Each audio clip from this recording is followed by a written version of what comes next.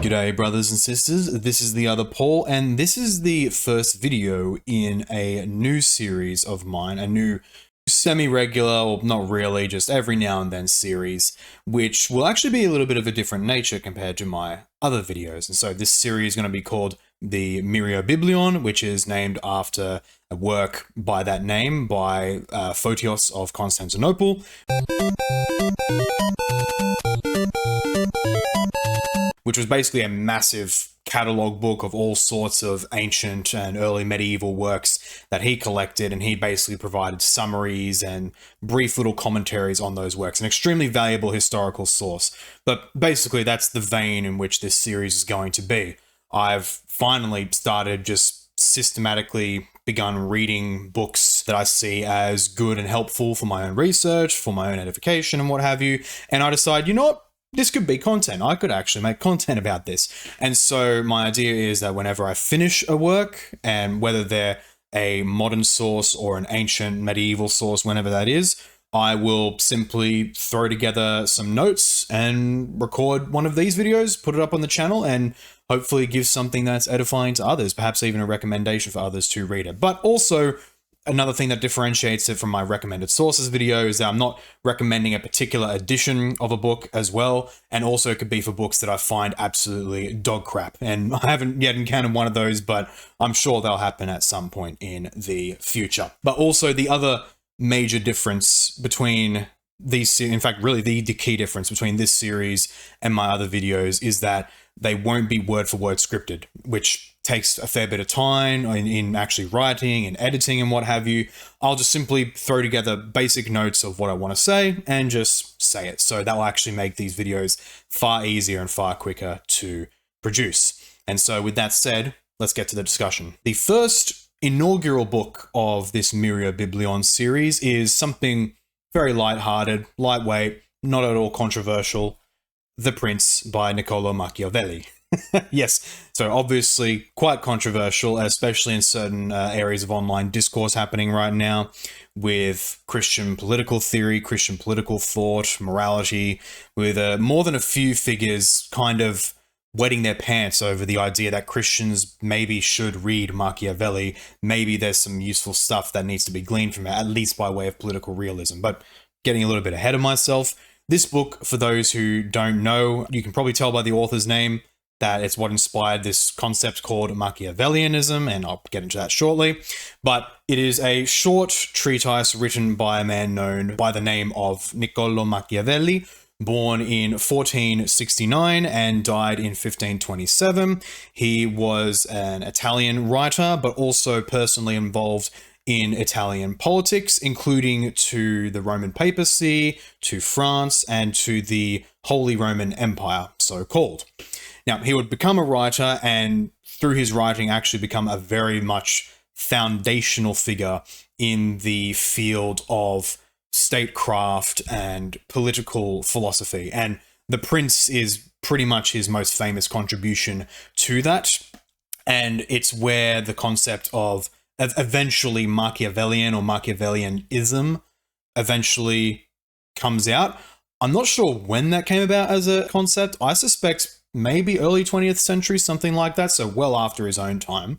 But either way, that concept, as is in the common parlance, it denotes the idea of just using any and all means to achieve power and to hold on to power without any moral concerns whatsoever. And we'll talk a little bit soon about whether that's really an accurate look at Machiavelli, and to kind of bury the lead a little bit, no, it's not. It's a little bit more involved than that. By way of content, The Prince is a short treatise on statecraft, on a little bit of political philosophy, but very much practically oriented, not so much on theorizing and metaphysics and what have you. Specifically, it was dedicated to the leader of Florence, so hopefully get this name right, Lorenzo di Piero de' Medici, who was the ruler of Florence from 1516 to 1519. And the book discusses, in essence, what a prince must do in order to secure his domain. And it's very deliberately, I think he even expressly states so, that it's very short and to the point. And you can clearly see that from here, very very small, very thin book, and thus a very quick and easy read. I finished it in just 2 afternoons. I could have done it in one day, but obviously I have a life outside of reading books, so 2 days it was. But nonetheless, as I said, very short book, to the point, and very much focused on just practical reality. The practical reality of politics, of statecraft, what happens and what must be done if a prince wishes to achieve this or that end, especially with a lot of citation from ancient and, from his time, contemporary history. That's something that very much stands out in the book as it's making its point, which again, compared to many works, many treatises in the ancient world and in the Middle Ages, this one is very much to the point. It's quite pithy. But he also, despite that, devotes a lot of space to appealing to direct historical precedent for all of his points in order to demonstrate it. Almost every single chapter has a citation from an ancient historical episode or from a contemporary one. Often he cites at least one from both. And again, when I say contemporary, I mean from his own time, like as he's alive. One example of this is in chapter 17, which asks the question of whether it's better for a ruler to be feared or to be loved. And in that, he makes the argument that all else being equal, if he has to dispense of one, then a ruler ought to dispense of love. It's better for him to be feared because, and for this he cites, and this isn't me approving of it, it's just as an example of what he does. For this, he cites the generally greedy and bloodthirsty nature of humanity, as well as historical precedent, particularly from the Second Punic War. And he basically uses this to argue that, at a minimum, a ruler just needs to avoid being hated. And it would be nice if a ruler is loved, but in the end, in order to hold back hostile forces, he needs to be considered to some level cruel or fearsome.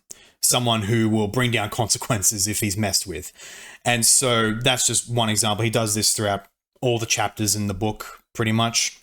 As well as, and this is the key thing, it's a work of realism of what is the case. Just what is the case, and if a prince wants to hold on to power, he needs to do this. And that's a key thing, because one key problem with the common idea of Machiavellianism is just the idea that it's about untrammeled amorality. Ethics doesn't matter, just hold on to power by any means necessary. And that is certainly not, when you actually read the text, that is absolutely not what Machiavelli says. That's not what he argues for.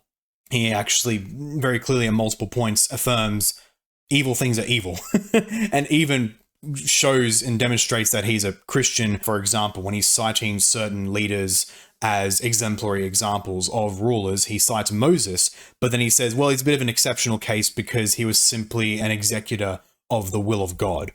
But there is one place in particular where he does go a little bit somewhat into prescription. So again, the whole idea of Machiavellianism as a concept on its own, cool, whatever, it's out there, people can say that. But to apply that to Machiavelli himself is definitely not true. He wasn't a total amoralist. He was mostly, the work is primarily a descriptive thing. He is not saying, and I'm pretty sure there was a letter I read of him where he explicitly says that my work isn't condoning or saying princes ought to do this or that it's good to do this. It's just describing the reality of statecraft, of how to maintain power. That said, however, and if I can find that letter, then it'll pop up on the screen, the citation. Hopefully I can. But there is one place in particular where he does come close to, if not just straight up does, make a claim about ethics/morality. And this is probably where most of the steam of the idea of Machiavellianism comes from. And that's more basically in chapter 15. But I'll read that I'll read that and talk about it in just a second, because that's going to be where the primary amount of my own personal reflection of the book is going to be. But ultimately, just to say that the content of the book is primarily a short how-to treatise on how to rule a state, how to keep your power, how to ward off enemies or prevent yourself from being in a position of vulnerability towards other people, even if they're putative allies.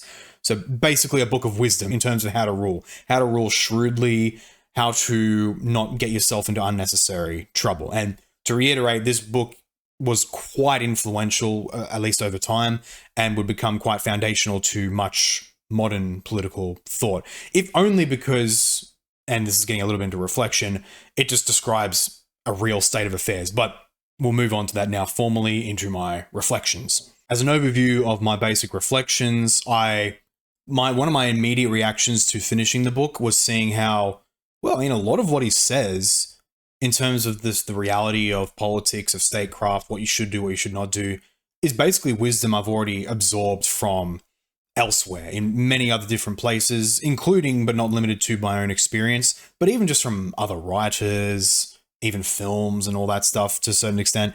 And that shows me that, to speak crudely, a lot of the world, a lot of literature, when it comes to this issue, is already, whether they like it or not, Machiavellian, because Machiavelli, his chief point was just, what is the actual state of affairs in politics? What is the nature of cause and effect? And in light of that, in order to maintain the security of your realm as a prince, what should you do? What should you not do? So in that regard, it's really stuff that shouldn't be controversial or should be looked at as like a plague. Like, you can't touch it. This is big bad stuff. It really is primarily realism. However, as I said, there's the one part where he does make something of an ethical/moral claim. And this is probably where most of the steam of the idea of Machiavellianism comes from, because in a very simplistic glance, it looks pretty bad and amoral and all bad. You can just use evil for whatever. But it's not. And to reiterate, the caricature is basically Machiavellianism. You can just use evil. You can ignore morality, whatever you want to do, just as long as you can maintain power. And that's not what he says at all. The key passage here, the key chapter rather, is chapter 15, where he directly addresses this question. And he says something which understandably will make Christians in particular a little bit uncomfortable. Certainly I had that reaction as well. But I mean, the funny thing is I actually reflected on that question a bit earlier. But anyway, to get onto it, I kind of squished down the chapter a bit into just what it's essentially saying. It's slightly longer. It's actually a very short chapter, but there's more to it. And so I recommend people, I'm going to recommend people read the book in general. But if you want to see this chapter in particular, just look up The Prince online and go to chapter 15. It's very short. But the essence of what he says is, quote, "Many have pictured republics and principalities which in fact have never been known or seen, because how one lives is so far from how one ought to live, that he who neglects what is done for what ought to be done sooner effects his ruin than his preservation. For a man who wishes to act entirely up to his professions of virtue soon meets with what destroys him among so much that is evil. Hence it is necessary for a prince wishing to hold his own to know how to do wrong, and to make use of it or not according to necessity. He need not make himself uneasy at incurring a reproach for those vices without which the state can only be saved with difficulty. For if everything is considered carefully, it will be found that something which looks like virtue, if followed, would be his ruin, while something else which looks like vice, yet followed, brings him security and prosperity." So what we can see with this quote is, which is, again, this is the key place where he's making this ethical argument. He's not saying princes can just do whatever evil they want, doesn't matter, just as long as they secure power, that's it. His claim is more nuanced. He's rather saying that for princes to maintain their realms, and in the Christian worldview writ large, that is a basic right, that is a basic necessity. The state is God's minister, and ipso facto, it needs to preserve itself in order to keep at its function, in order to maintain peace in the realm. But anyway, for that to be the case, Machiavelli says, the prince needs to know and be prepared to do, quote unquote, evil. He needs to know when to be able to do that. And reading the text, this evil, quote unquote, basically involves stuff like killing off threats to the state, those who threaten its existence, and it can get dark at certain points. Like there's another point where he basically speaks of the episode. The name leaves me. I didn't put it in my notes, so I'll probably flash it on the screen here.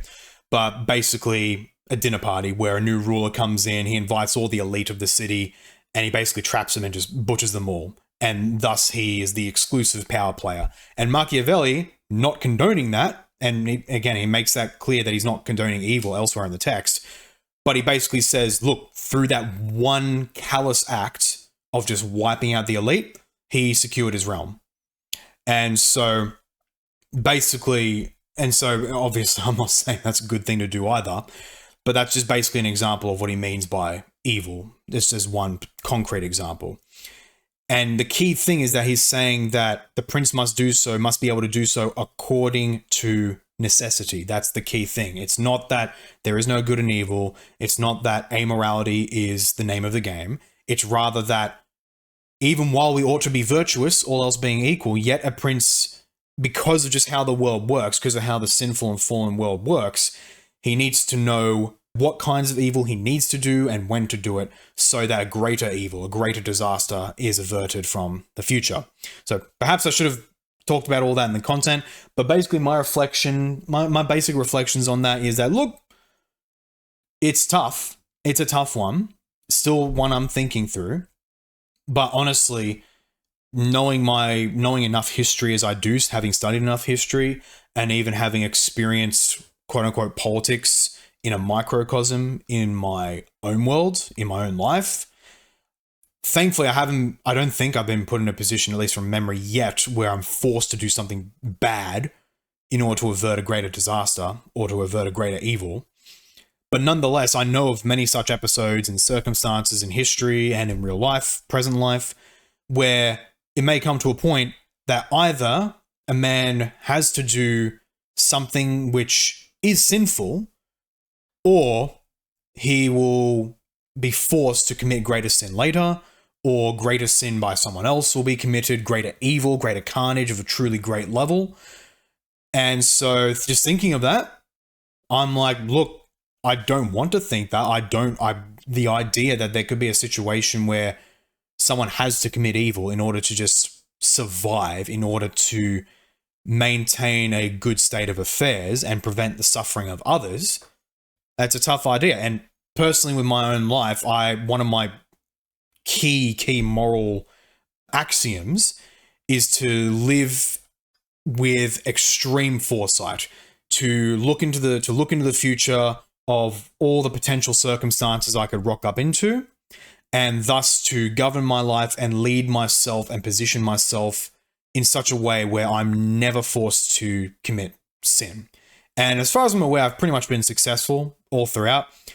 But then again, I'm not a politician. I'm not a prince. I'm not a king. I've never been one.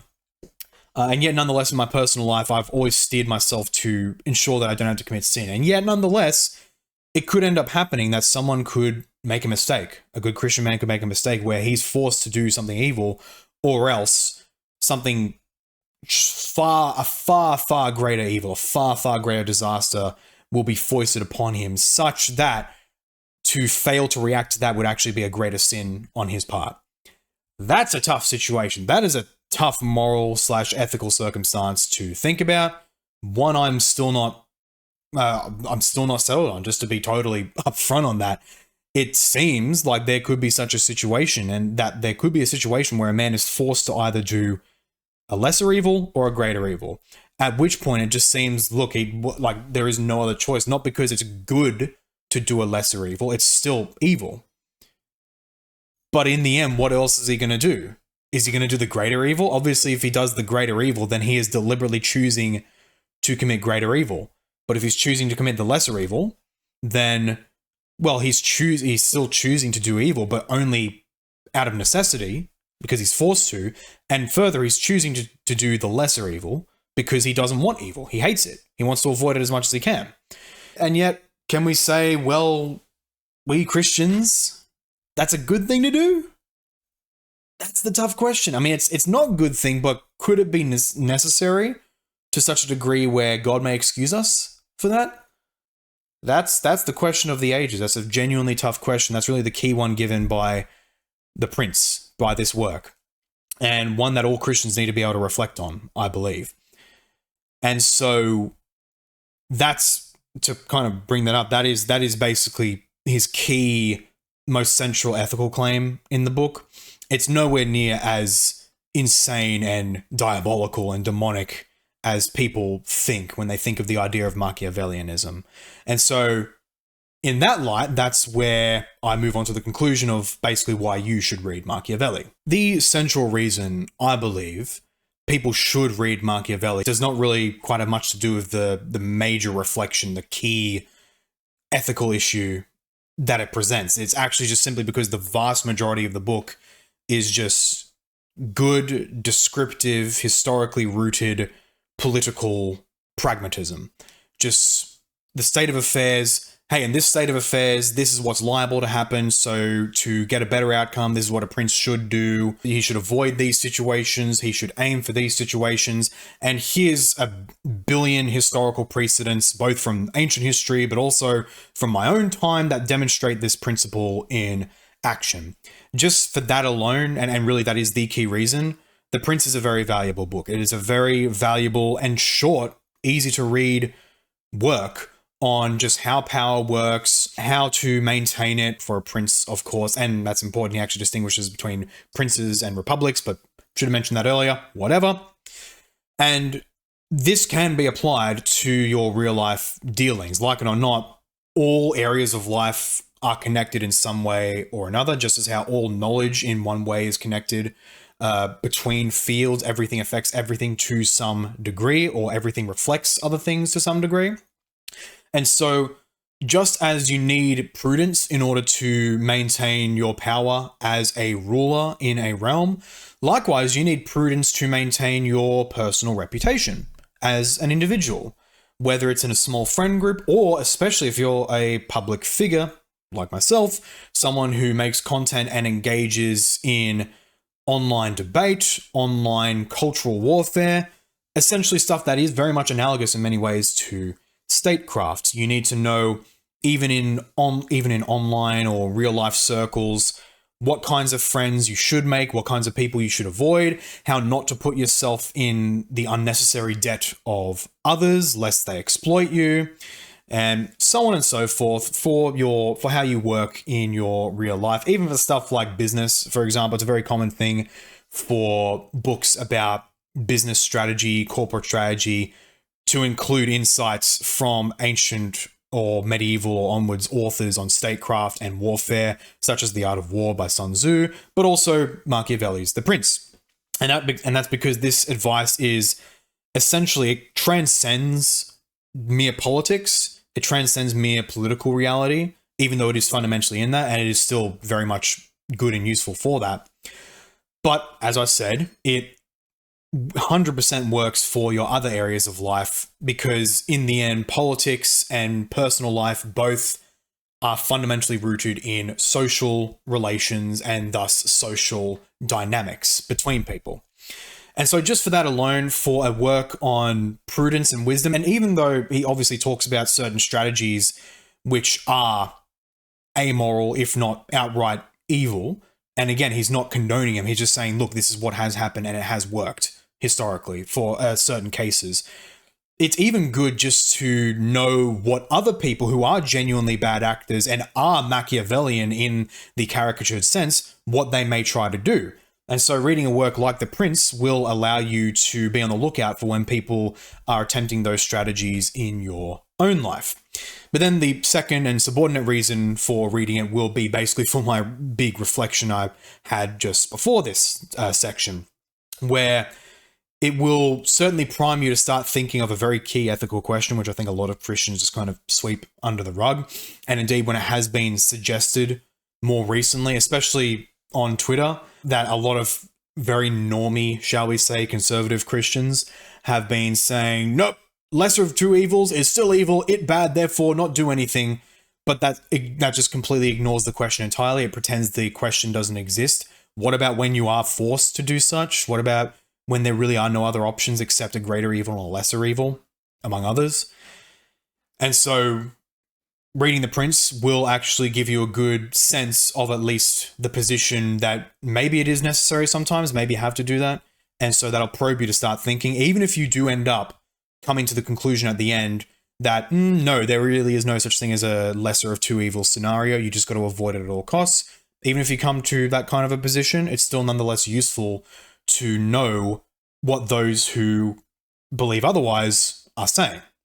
And so that is, in sum, my recommendation for reading Machiavelli's The Prince, and likewise that finishes this first episode of the Myriabiblion of works that I want to read and my reflections thereof. So I hope this was a good descriptor of the work. It was fairly short, fairly brief, even just as something that describes the work and explains it.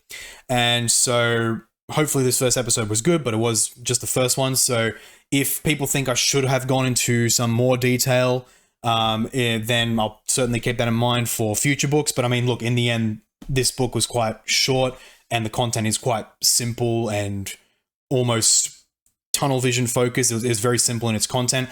Other books which I am reading, like these ones, are much more in depth. They say a lot more stuff. And so when I get to reviewing those and giving my thoughts on them, it's certainly going to be much longer. But anyway, with that saying, ladies and gentlemen, thank you so much for watching this video. I hope it was enlightening on this particular book, The Prince by Niccolò Machiavelli, and why you should probably read it if you haven't yet yourself. And do be sure to like, subscribe, turn on the notification bell, and if you want to bless my work and see me come out with more stuff more frequently at high quality, and also to get some nice benefits yourself, become a supporter today through my website at the link in the description. Anyway, ladies and gentlemen, thank you so much. Have a good day or evening, and God bless.